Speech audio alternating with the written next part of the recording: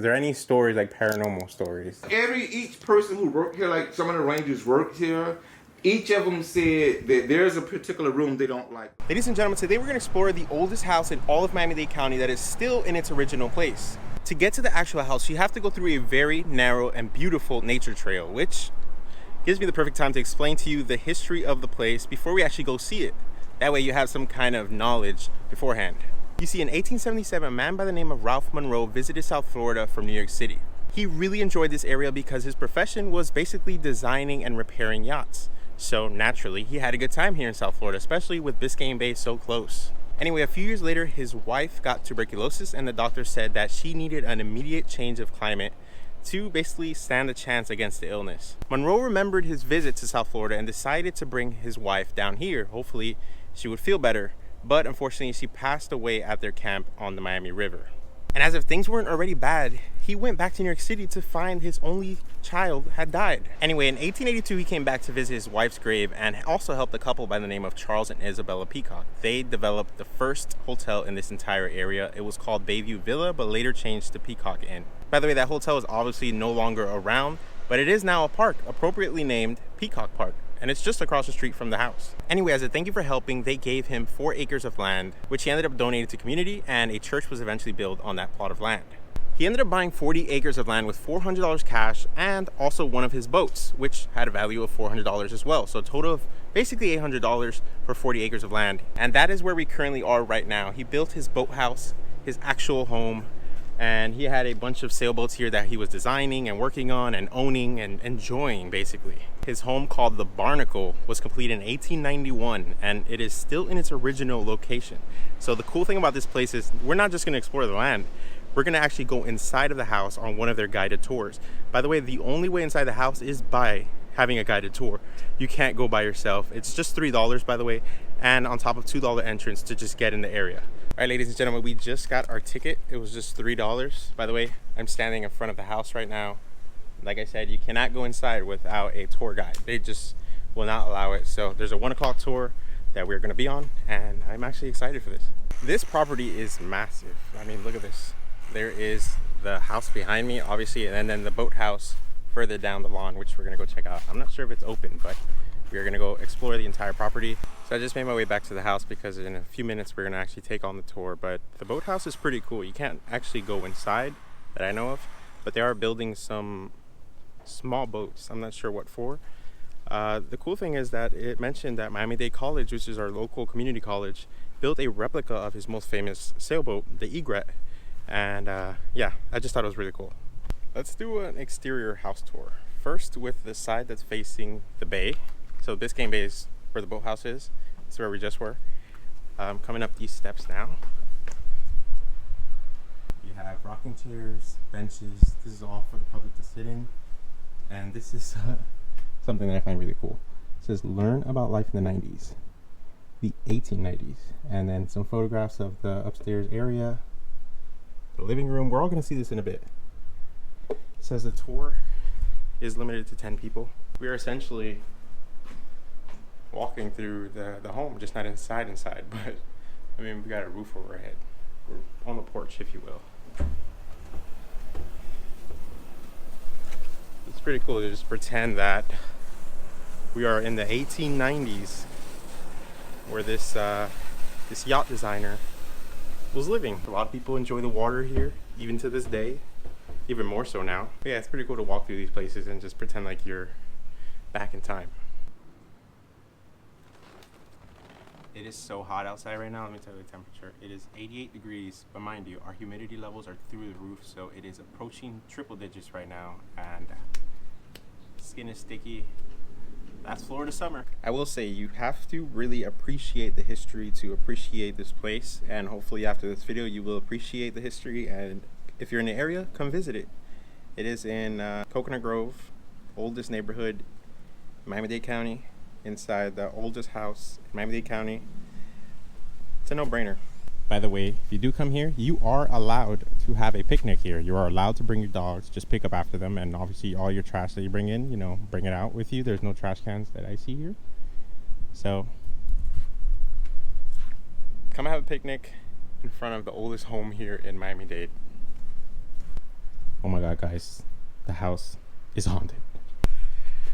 I'm just killing time here. I wonder if it is haunted. Perhaps we ask our tour guide if there's any paranormal stories. I'm not sure if anyone's died on this property. Usually that's what would make it eligible for, say, paranormal activity. But given its age, I would think so. The reason why the state acquired it was back in the 1970s. The family couldn't keep up with the property taxes anymore. So what they decided to do was give the property to the state of Florida with the exception that they leave it as a historic site.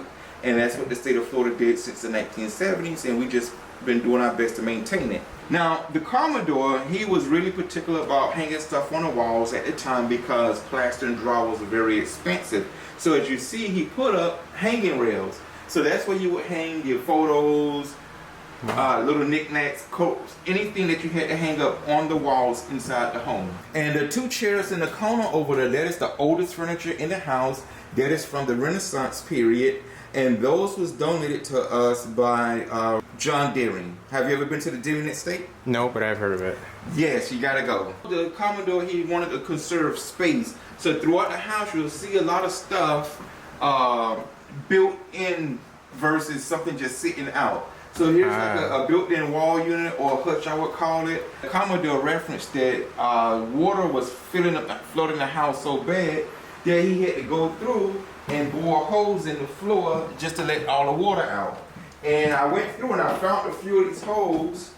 There's one here. There's a couple there.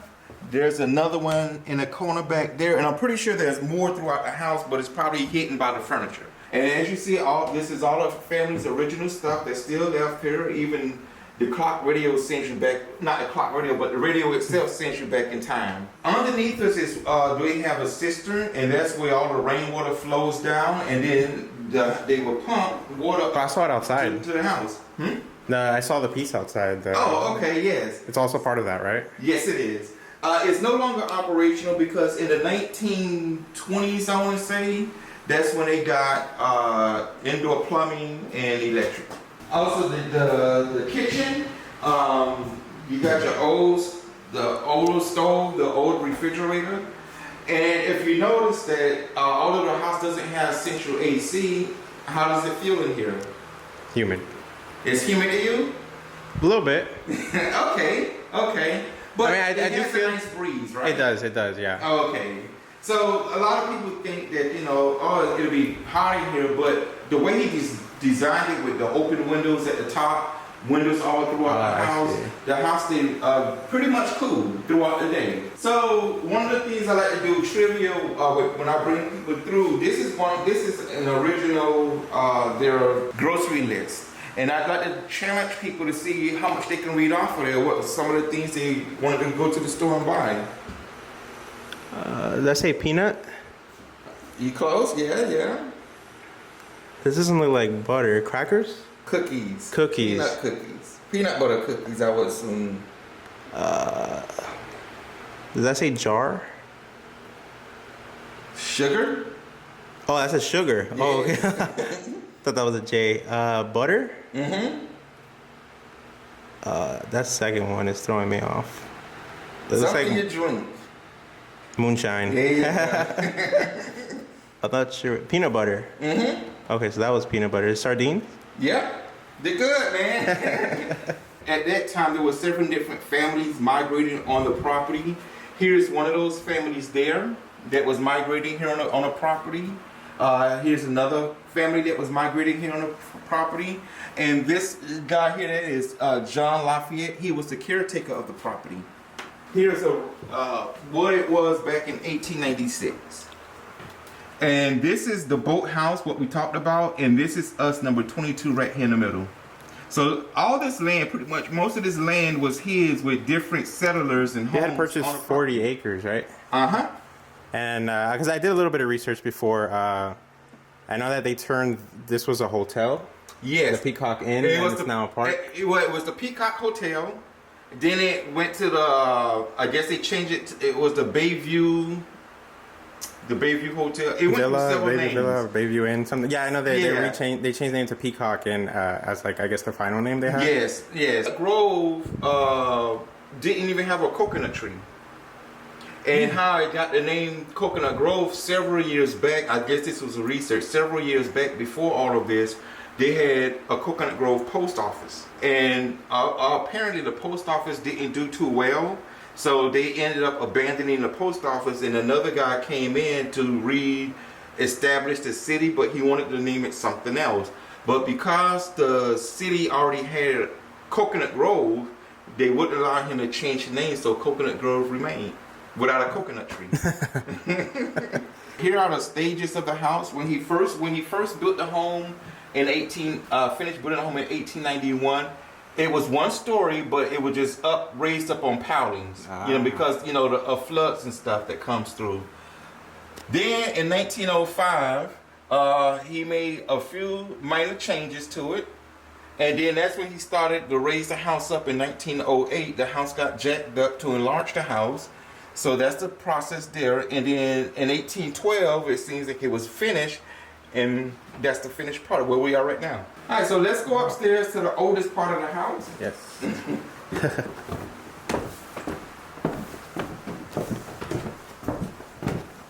Oh, wow. This is not what I was expecting. Okay, so up here now, when this was the one-story home, this area back behind the stairs, that was the original kitchen. So the original kitchen was removed, that went downstairs, and then the staircase was placed here. Now this room here, this is the Commodore's and his wife's room after the renovations. But before that, this was the original living room. And the door to the right over there, that was the front door that everybody came in and out.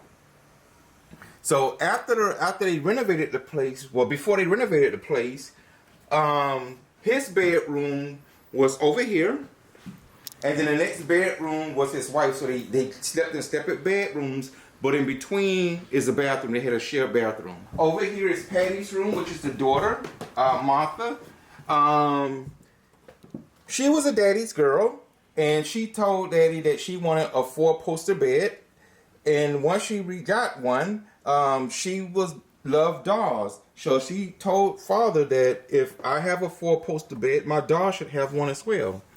So the doll have a, yeah. That's kind of scary. So she's a daddy's girl. She's a daddy's little girl. And here's a picture of Patty sitting in it right there.